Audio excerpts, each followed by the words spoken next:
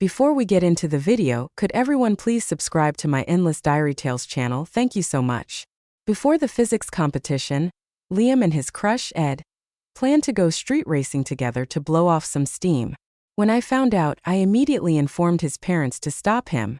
The next day, the news spread all over the internet, breaking high school students engaged in illegal late-night racing, 2 dead, 1 seriously injured. Emma was one of the casualties. Liam didn't blame me. In fact, years later, he even got down on one knee and proposed to me. But on the day of our wedding, the brakes on the wedding car failed. As I lay in a pool of blood, I reached out to him, but he only smiled and asked, "So, do you finally know what it feels like to be trapped at the scene of a car crash, waiting to die?" Terror filled my eyes, but then I heard his voice trembling with suppressed rage. "Does it hurt?" Emma was only 18. "You lived 10 years longer than she did." I died in despair and became nothing more than a wandering soul. After that, I watched Ethan cry and put on a show of grief and deep affection. I saw my parents mentally collapse over my death. Ethan used the opportunity to gain their trust, gradually taking control of my family's business. He manipulated them while they were mourning, stripping my company of all its assets. In the end, he even drove my parents to commit suicide. After everything was done, he sat in front of Emma Carter's grave, holding a bottle of liquor, and murmured, "I've avenged you." I laughed and then I cried. So all the years we spent growing up together meant nothing compared to a girl who had only been in his life for 1 year. If I had another chance, I would never interfere in his life again. When I opened my eyes, I had returned to that night in Riverdale, the night Liam was about to go street racing in the mountains for Emma. I was holding on to his arm, trying to stop him. "Whether I go or not has nothing to do with you. Stop meddling in my business," Liam said impatiently. I saw the irritation in his eyes and felt a moment of panic. In my past life, I only knew that racing on an unfamiliar mountain road was dangerous. That's why I kept trying to stop him. I even told his parents, making such a big scene that they had to intervene. Only after his father and mother threatened him did he give up on racing that night. The next day, the news reported that a group of students had died in a racing accident on that very mountain. Back then, I had believed that I had stopped Liam, but I never expected that my actions that night would push me into the abyss. Thinking of this, I let go of his arm. "Fine, from now on, I won't interfere with you anymore." Liam clearly hadn't expected me to say that. He looked momentarily stunned, but then he quickly got on his secretly purchased motorcycle and sped away. I watched his retreating figure and turned away without a second thought. The next morning, my phone buzzed with a local news alert. High school students involved in late-night street racing, 10 dead, 2 injured. Unfortunately, Liam and Emma, Ma, weren't among the dead. They were the 2 who had survived with injuries. This time I didn't stop Liam, but fate had taken an unexpected turn. He had ended up dragging Emma down with him. Our families had always been close, so my parents took me to the hospital early in the morning to visit him. Liam had broken an arm and a leg. Now he lay in bed, his limbs encased in plaster. His mother sobbed, her eyes swollen like walnuts. She kept looking at him, wanting to say something but ultimately swallowed her words, afraid of upsetting him. She held my hand and pleaded, "Sophia, you know Liam listens to you the most. Please talk to him. Help him through this." Did he really listen to me the most? In my past life, Liam had agreed to my requests, but only because I threw tantrums and pestered him relentlessly. Maybe that was why he had grown tired of me. After all, who would like someone who did nothing but nag and control them? I agreed to his mother's request and walked up to Liam. Looking at his injured body, I thought I'd see him in despair, but instead he looked elated, as if something wonderful had happened. He smiled at me and said, "Yesterday, Emma agreed to be my girlfriend." It felt like he had said it just for my benefit, to make sure I knew not to bother him anymore. Of course, I had no intention of humiliating myself again. I deliberately changed the subject. "Oh, then I guess you won't be able to compete in the physics competition." His good mood instantly vanished. Liam wasn't particularly outstanding in his studies except for physics. His talent in the subject had won him a spot in the national physics competition. Everyone had been counting on him to achieve a good ranking. In my past life, he had lived up to expectations, securing first place. His victory had earned him a special admissions offer from a prestigious university, but this time he wouldn't even be able to compete. The moment I learned about his injury, I called our teacher and volunteered to take his place. After a brief pause, the teacher agreed. After all, my physics grades were no worse than Liam's. More importantly, in my past life, I was a university physics professor. A competition like this was nothing difficult for me. Liam's expression darkened slightly, but in the next second, he forced a smile. It's fine. I can still take the college entrance exams with Emma. I simply smiled and said nothing. Just then, a commotion broke out outside the hospital room. Last night, Liam had done everything he could to protect Emma, so she wasn't seriously injured. The moment she woke up, she wanted to see him, but she hadn't expected to run into Mrs. Miller, Liam's mother, outside the room. Mrs. Miller knew that Liam had gotten hurt because of Emma, so naturally, she wasn't pleased to see her.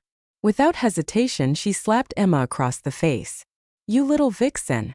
If it weren't for you, my son wouldn't be in this condition. Senior year is about to start. How is he supposed to focus on his studies like this?" Emma sobbed pitifully. I'll take responsibility for Liam. Please don't hit me, Auntie." A hospital room door stood between them, but Emma's soft, trembling voice carried through, making her sound helpless and fragile, perfectly fitting the image of an innocent, delicate girl. Liam immediately panicked.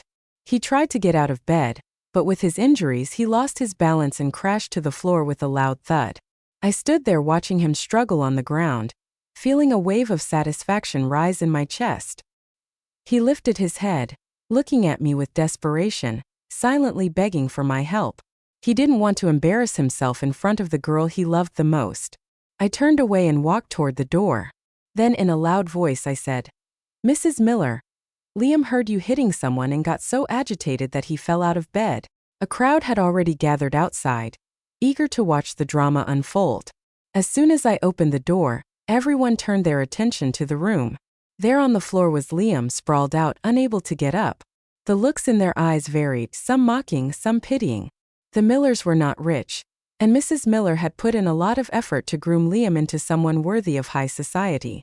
She had raised him with strict etiquette, ensuring that he always presented himself well. But now he had thrown all that away for a woman, making a complete fool of himself. At that moment, Mrs. Miller's resentment toward Emma reached its peak. Another argument erupted in the hospital room, but I simply turned away, the satisfaction in my heart growing. When I returned to school, Emma was already back as well.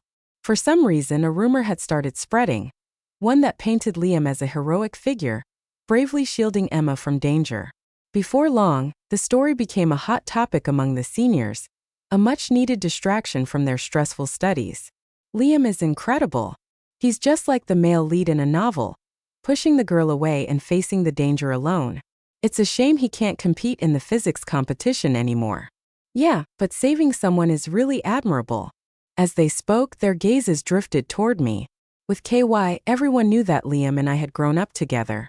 They assumed I must be devastated, but right now I only wanted to focus on my studies. I couldn't care less about their ridiculous drama. Nothing would stop me from getting into a good university. In my past life, I had always excelled in my studies, but right before the college entrance exams, Liam had asked me out, saying he wanted to help me relax. On the way, we ran into a gang of thugs. I was beaten and injured, my arm left bruised and swollen. Liam, however, walked away unharmed. Despite the pain, I forced myself to take the exam, but in the end, my scores were much lower than usual, and I couldn't get into my dream school, one of the country's top universities. Back then, I had been heartbroken, determined to retake the exams, and Liam, ever the comforting presence, had persuaded me to attend the same second-tier university as him instead. I had thought Liam was warm and considerate, that with him around, nothing else mattered.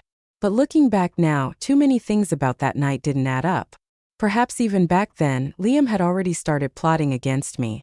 This time, I wouldn't let him succeed, so I asked my father for a bodyguard, someone to follow me from a reasonable distance. Even though in this life I had done nothing wrong to Liam, he was still an unpredictable lunatic who knew what he might try. Having a bodyguard around gave me peace of mind. What I hadn't expected was that the first person my bodyguard had to deal with was Emma. After school, she cornered me near an alleyway. Before I could react, she grabbed my wrist and dragged me into a secluded spot. Several gang members were already waiting inside. She was dressed in a pure white dress, her long black hair cascading over her shoulders, a picture-perfect school goddess. But right now she was leaning intimately against the leader of the gang, her expression sly. "Logan, this is Liam's little childhood sweetheart. I guarantee she's still a virgin. Ruin her for me, and then I'll finally be able to stay by Liam's side without interference. When I have money in the future, I won't forget you guys." I stared at them with indifference, as if looking at a pile of trash. In my past life, I had already known that Emma had inappropriate relationships with multiple men. She took pleasure in having different men around her, and Liam was just one of them. I had tried to tell him the truth, but all I got in return was his resentment. "Emma is already dead. Can you stop tarnishing her name?" From that moment on, I never mentioned Emma in front of him again. To Liam, she was simply a girl with a naturally good personality who attracted admiration. He never once realized her true nature. Emma smirked and reassured Logan, the gang leader. "Don't worry. Her family isn't as powerful as Liam's. Even if something happens, I just need to act sweet with him, and he'll take care of it." I laughed. Emma was a fool. Liam's family may have been wealthy, but they were flashy and came from new money. Liam himself flaunted designer brands wherever he went. In contrast, my parents were discreet and humble in the way they conducted business, and I had inherited that from them. I never showed off, yet because of this, Emma had assumed I was weak and easy to bully. If we were to compare, Liam's family was nowhere near as powerful as mine. Otherwise, in my past life, he wouldn't have had to wait over 10 years before finally having the chance to take down my family. Under Emma's encouragement, Logan stepped forward, his eyes filled with lewd intent. Just as he was about to reach for me, a sudden wail of agony filled the alleyway. His arm had been twisted backward by my bodyguard, and within seconds, he was pinned to the ground. Logan tried to scream, but one glance at the cold, merciless expression of my bodyguard sent terror through him. He immediately started begging for mercy. "It wasn't me. Emma. To me do it, it was all her idea." Emma, completely shaken, collapsed to the ground, her legs giving out beneath her. I looked down at her and spoke calmly. "You treat Liam like a treasure, but to me he's nothing more than garbage. Don't ever try to associate me with him again. He's not worth it." Emma wanted to argue, but faced with the bodyguard's presence, she swallowed her words and remained silent. From that day forward, she never approached me again. Instead, she focused all her energy on Liam. Every day after school, she rushed straight to the hospital, staying by his side until late at night, tending to him with utmost devotion. Of course, while doing so, she also made sure to appear fragile and helpless, using the opportunity to ask Liam for money. Emma was well known in school for coming from a poor family. In the past, she had even earned the nickname Cafeteria Belle for helping serve food in the school canteen. So when she started asking Liam for money, he didn't even hesitate. He gave her as much as she wanted and told her to ask for more if it wasn't enough. From that point on, Emma's spending habits became increasingly extravagant. Soon, she had a group of followers trailing behind her. Those who had once mocked her for being poor now dared not say a word. They could only grumble in hushed voices. So what if she's got Liam now? Does she really think she's special? Yeah, she's just using her body to get what she wants. That statement, however, wasn't entirely true. While Emma had indeed been involved with other men, she and Liam had always remained physically pure. Their relationship had never crossed any lines. As for the money, Liam gave it to her willingly. However, a high school student living in a hospital and spending money like water was bound to attract attention. When Mrs. Miller found out, she was furious. Her son had ended up in the hospital because of Emma, and now she had the audacity to take his money behind her back. Storming into the hospital room, she slapped Emma across the face without hesitation.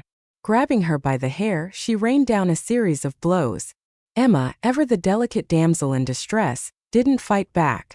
No matter how much Mrs. Miller hit her, she simply endured it with tear-filled eyes, playing the victim perfectly.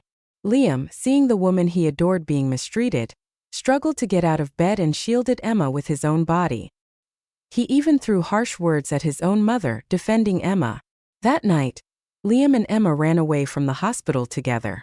The Miller household descended into chaos, sending out waves of people to search for them. When I got home, My parents were still talking about the situation. Liam always seemed like a good kid, my dad said, shaking his head. Who would have thought he'd cause such a mess over a girl? He's really rebellious. I interjected casually. Maybe the two of them are truly in love after all. In my past life, Liam had spent over a decade patiently waiting for the right moment to take revenge for Emma. That wasn't true. My mom gave me a sharp look, as if worried that I was speaking this way because I had fallen for someone.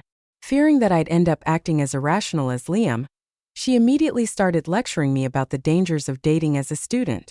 It was only after I repeatedly assured her that I wasn't interested in anyone that she finally dropped the topic. As time passed, the date of the physics competition arrived as scheduled. By the time I returned from the competition, Liam was back at school as well. Though he hadn't fully recovered, he showed up every day with Emma, faithfully pushing his wheelchair. A handsome guy, a beautiful girl, and a touching love story. It was only natural that people envied them. But what was even more ridiculous was how they never tried to be discreet. No matter where you went on campus, you could see them acting intimately, as if the entire school belonged to just the two of them. During gym class, while others were playing sports, Liam and Emma hid under a tree, making out shamelessly. The wet, obscene sounds were impossible to ignore. Those of us who had stayed in the corner to study heard it all, and some of my classmates turned red from embarrassment. Finally, one of the bolder students shouted in their direction, "This isn't your personal romance novel. Could you stop acting like you're in heat all the time? You two might not care about your reputation, but the rest of us do." The sounds behind the tree stopped abruptly. Moments later, Emma pushed Liam's wheelchair out from behind the tree, her face flushed. "How could you eavesdrop on us?" she said, her voice soft and aggrieved. "We were already trying to be discreet." The way she spoke made her seem pitiful, like she was the victim here. But unlike Liam, the rest of my classmates weren't idiots.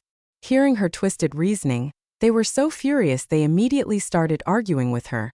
Hands on their hips, scolding her without mercy. No matter how manipulative Emma could be, she was no match for an entire group of angry students. Liam, who always considered himself above petty arguments, wouldn't lower himself to bicker with them either. Instead, he glanced at me through the crowd. Over the years, we had developed an unspoken understanding. Without him saying a word, I knew he wanted me to help Emma out of this situation. What a joke. I wasn't about to wade into this mess. I ignored him completely, pretending I hadn't seen anything, and walked away without a word. In the end, Emma couldn't win the argument and had no choice but to push Liam's wheelchair and leave, defeated. But before long, the sharp voice of the disciplinary director rang out from a nearby corner. "What do you two think you're doing? Call your parents immediately." It turned out that after leaving, Liam had tried to comfort Emma with another round of kissing, only to be caught red-handed by the director. As the director marched them toward the office, he happened to pass by our group, seeing us diligently studying even during gym class. He couldn't help but comment, "Look at these students. Even during PE, they're still focused on their studies. And then there's you two hiding in corners wasting time on nonsense. Being a student means putting your education first." After he left, the classmates he had just praised burst into laughter. Who says youth has to be about romance? Even the director thinks we should focus on studying. Emma always calls us bookworms just because we actually do our work.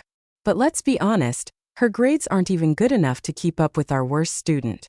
I couldn't help but chuckle too. Focusing on our studies was the right choice. Liam and Emma were called to the office, where their parents had to be notified. Coincidentally, I was already in the office at the time, discussing the details of my next physics competition with the teacher. That's how I ended up witnessing the scene firsthand. Liam stood protectively in front of Emma, gripping her wrist tightly with his uninjured hand, like some kind of knight shielding his princess. His expression was unwavering as he declared to everyone, "Press, I love Emma. No one can separate us." I frowned deeply. At that moment, he reminded me of the man he would become 10 years later in my past life. After taking over his family's business, Liam had managed to climb his way up the corporate ladder through sheer competence and determination. No one dared to mock the Millers for being nouveau riche anymore.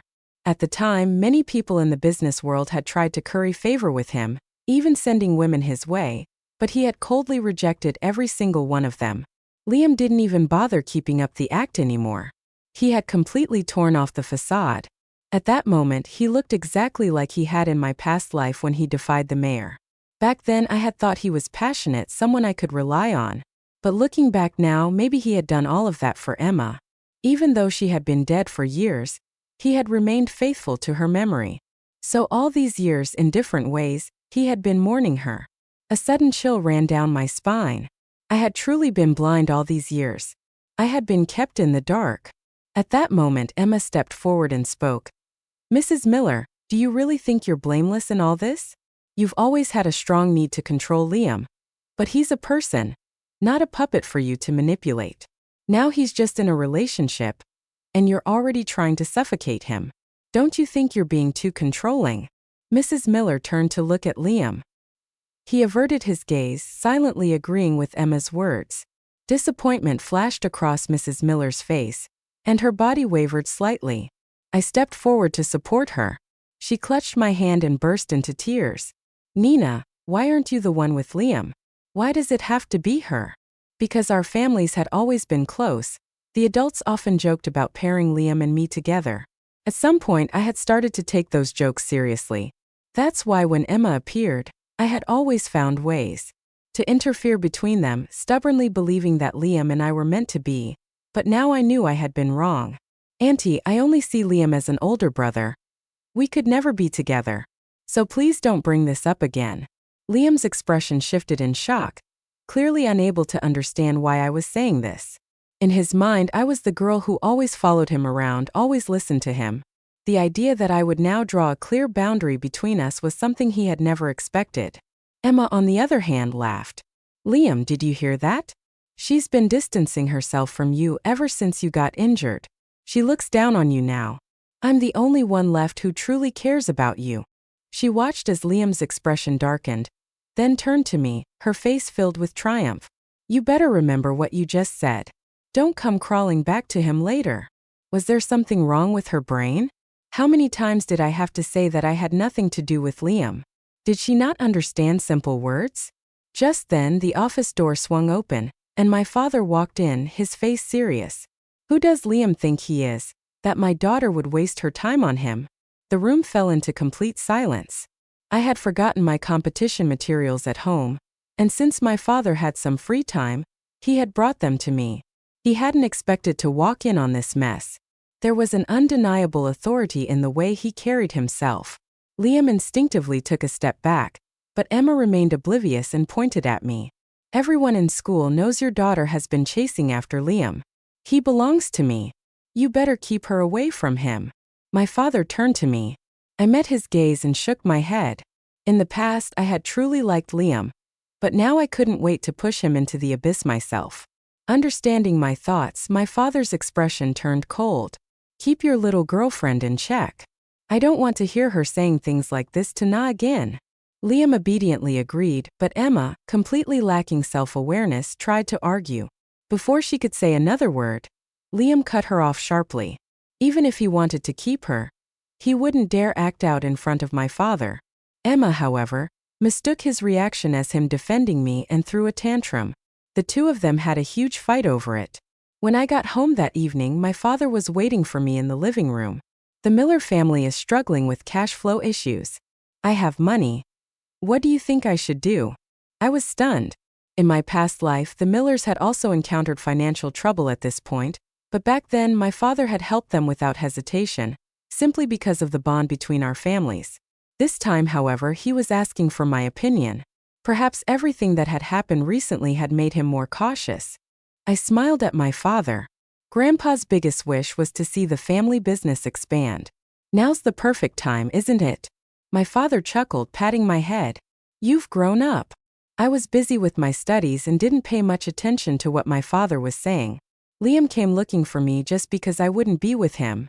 He had to make his family do this to us, he accused. According to him, my father's intervention had given business leaders, who once hesitated due to the ties between our families, the confidence to strike. Now the Miller family was crumbling under pressure. "If you convince your father to help us, I'll consider being with you." I was speechless. No wonder Liam had fallen for Emma. Neither of them seemed to understand basic human decency. I had told him countless times that I didn't like him, but he acted as if he were deaf. He still deluded himself into believing I was deeply in love with him. I looked at him coldly. Liam, don't overestimate yourself. Not everyone likes you. I used to see you as an older brother.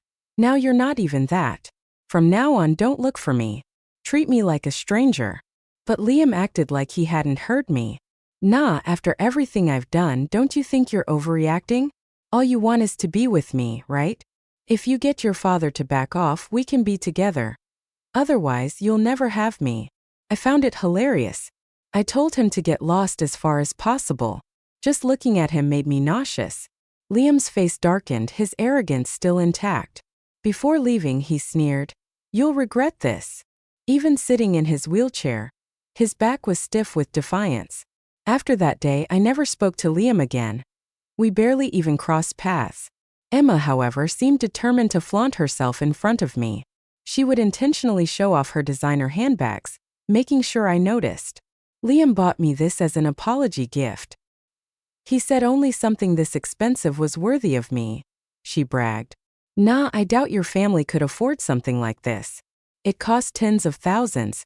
Her tone was full of smugness. I smiled.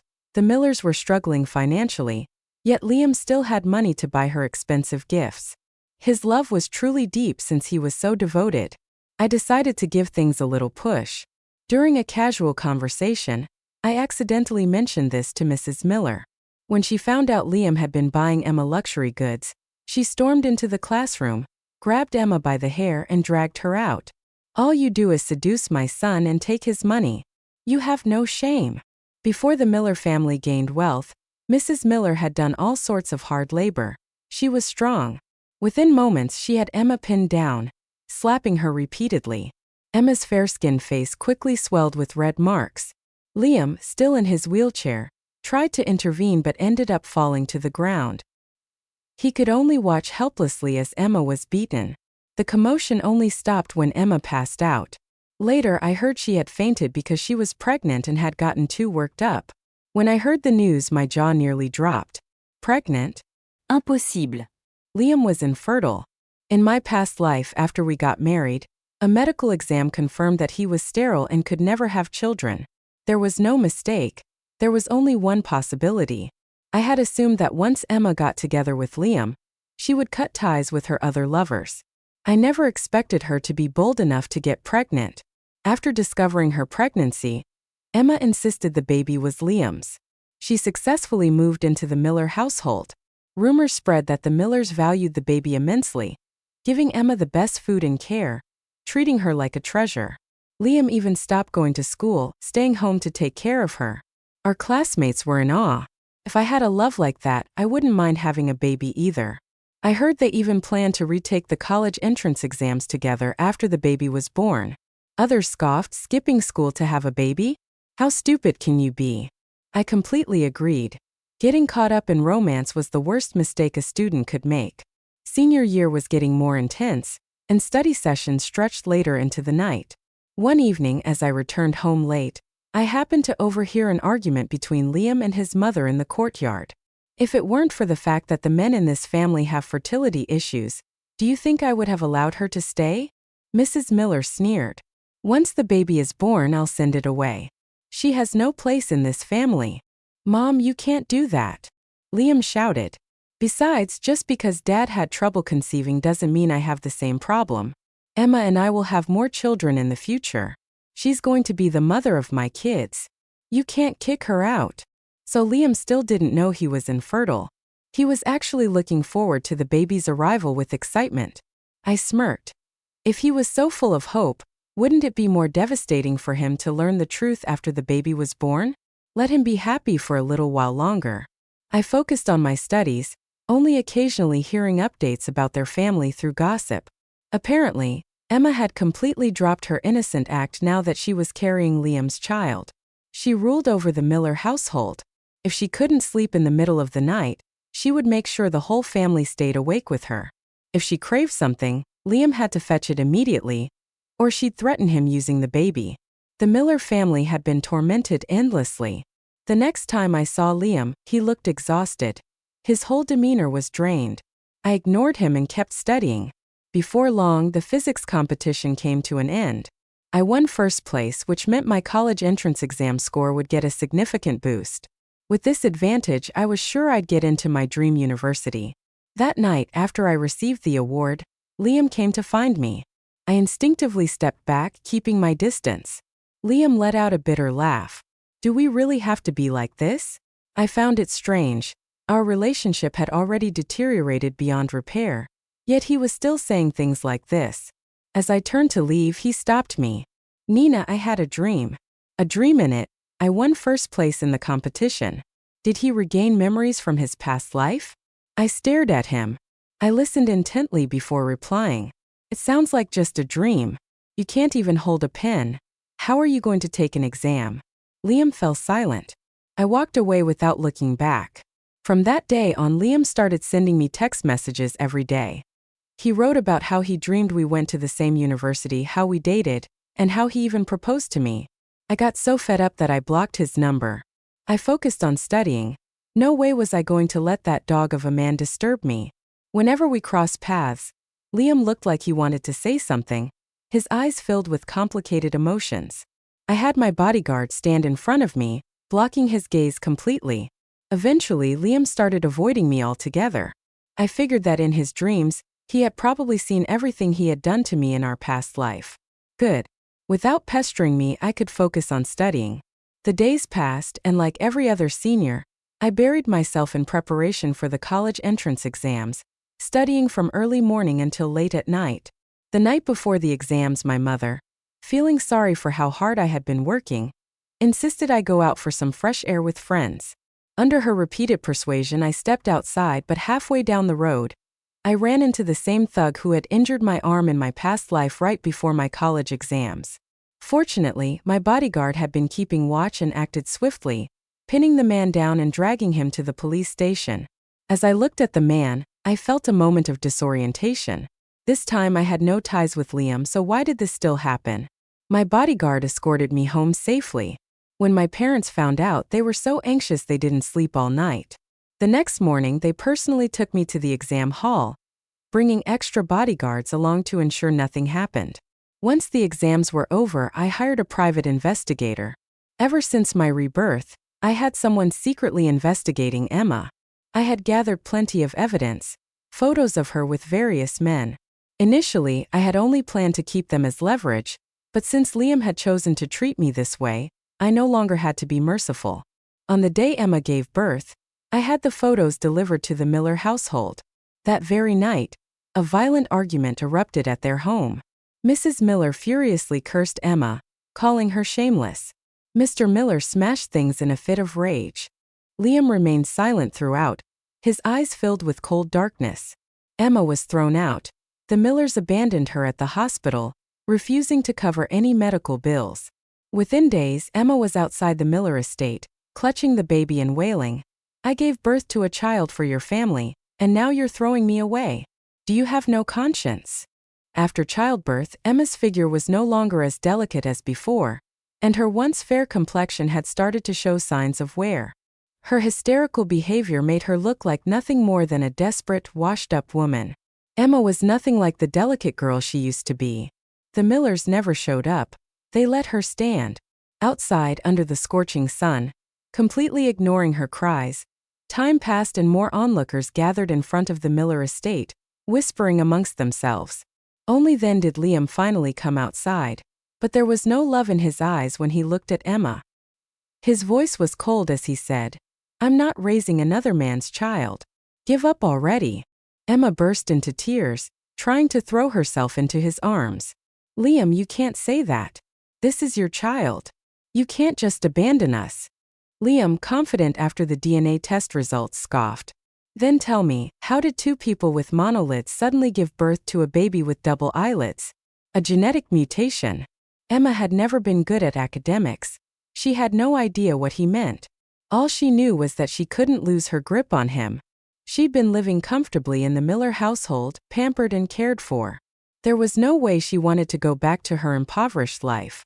Liam was her last lifeline, and she wasn't about to let go. Are you regretting being with me? It's because of her, isn't it? You think I'm not as beautiful as her after having a child, and now you want her back, don't you? Watching them from the crowd, I felt like I had just swallowed a fly. Both of them were completely delusional. I quietly stepped back, wanting nothing to do with their mess. Just then, someone in the crowd spoke up. Miss, did you not pay attention in school? 2 people with monolids can't have a baby with double eyelids. You should go find the real father instead. The crowd erupted into laughter. Emma's face turned red and then pale. No wonder the Millers had abandoned her in the hospital. They had already figured out the truth. Holding the baby tightly, she hurried away, too ashamed to even lift her head. I thought this would be the end of it, but then Liam came looking for me again. No, I was wrong, he said. I never expected Emma to be that kind of person. I can't believe I treated you like that because of her. Can you forgive me? I frowned. Liam continued. If only you had stopped me back then, this life would have taken a completely different path from the previous one because I hadn't stopped him. Liam had gone from a golden boy with a bright future to a high school dropout. The child he had cared for so much turned out not to be his. Everything about him was different now. He had lost all of his previous arrogance. Can we go back to how things were? He asked. I didn't answer. Instead, I asked him, was it you who sent someone to break my arm before the college entrance exams? Liam's eyes flickered, and he stammered, unable to give me a clear answer. I had him thrown out immediately. That summer, I joined my father's company. Using the knowledge from my past life, I stole key business deals from the Millers, accelerating their downfall. On the day the Millers declared bankruptcy, the police showed up with handcuffs, arresting Liam for intentional assault. The thug who had tried to attack me before my exams had confessed everything in prison. Liam's parents had already been crushed by their company's collapse, but his arrest was the final blow. Mrs. Miller completely lost her mind. One day, a car plowed into a young mother and child, running them over repeatedly. From the security footage, it was clear it was Mrs. Miller. I put down my phone and stopped paying attention to anything related to their family. They had nothing to do with me anymore. When summer ended, I entered my dream university. I got along well with my roommates, participating in all sorts of activities. During my free time, I worked at my father's company, where he praised my business instincts. He even started letting me handle the company's core operations. I couldn't help but think back to my past life because of one sentence from Liam. A woman should have a stable job. I had chosen to become a university professor instead of joining the business world. Meanwhile, he had followed my father around, pretending to be capable and reliable, earning my father's trust. After my death, my father, devastated, handed everything over to Liam. That was why my family had collapsed so quickly. But this time, I used my knowledge of the future to enter emerging industries and made a fortune. Because of my success, many people watched my every move, following my investments, hoping to profit off my decisions. With my achievements came a growing number of admirers. One evening, while having dinner with one of my suitors, I spotted Liam. He was working as a busboy, carrying plates at the restaurant. After serving time in prison, he couldn't find a decent job. When our eyes met, he froze. His grip slipped and the plates shattered on the floor. The restaurant owner stormed over and scolded him. Liam stood there numbly, silently taking the verbal abuse. Do you know him? My date asked. I shook my head. No, let's go inside and eat. That was the last time I ever saw Liam. My vibrant, fulfilling life was only just beginning.